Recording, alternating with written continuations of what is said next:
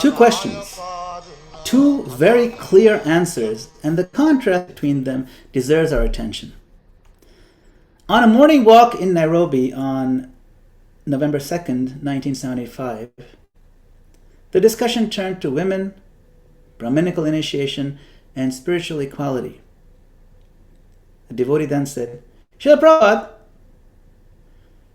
it's not possible for a woman to become sannyāsī?" Śrīla Prabhupāda answered simply, "No." There was no hesitation, no diplomatic softening, no suggestion that the answer might change if a particular woman were exceptionally qualified. Regarding admission to the formal sannyāsa ashram, his answer was categorical. No! Clear. 7 months later, in Toronto, Professor O'Connell asked an equally direct question. Is it possible, Swamiji, for a woman to be a guru in the line of disciplic succession? And Prabhupada replied, yes. Why not? He then named Jāhnavā Devī, the wife of Lord Nityananda, as a precedent. He observed, but not so many, and continued. The qualification of a guru is that he or she must be fully cognizant in the science of Krishna. Then he or she can become guru. Then he gave the ordinary example of a qualified woman becoming a professor, and concluded that a woman who understands Krishna consciousness perfectly can become a guru. The distinction is important because sannyas and guruship are not the same category. Sannyas is a formal ashram, a particular social and spiritual order. Being a guru is a service and responsibility based upon spiritual qualification.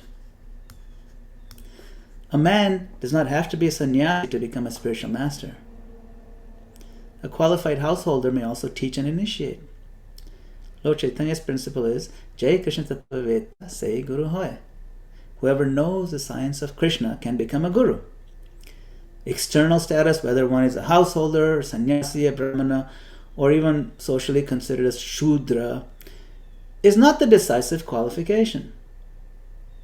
Therefore, the reasoning that women cannot take sannyas, so women cannot become guru, joins two separate questions as though they were one. Śrīla Prabhupāda himself did not join them. When asked about sannyas, he said, no, women can't take sannyas. When asked about guruship, he said, yes, why not?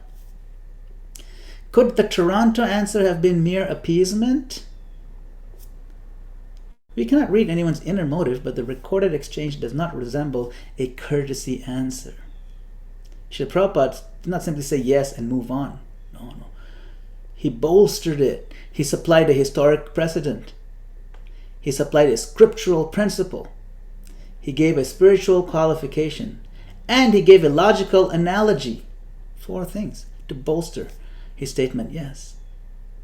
And 2 Indian professors were also present at that time, and Prabhupada still continued. He continued the philosophical discussion without withdrawing or restricting his answer.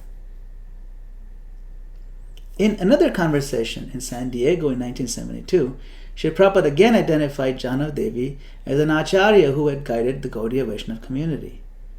He concluded, it is not that woman cannot be acharya. The contrast between these 2 questions therefore carries a real interpretive weight. Śrīla Prabhupāda was fully capable of giving a decisive no when no was intended. Don't say Prabhupada just couldn't say no. No. Clear, no. On the guru question, however, his decisive answer was yes, with qualification, certainly, and with the observation that historically there were not many, but still yes.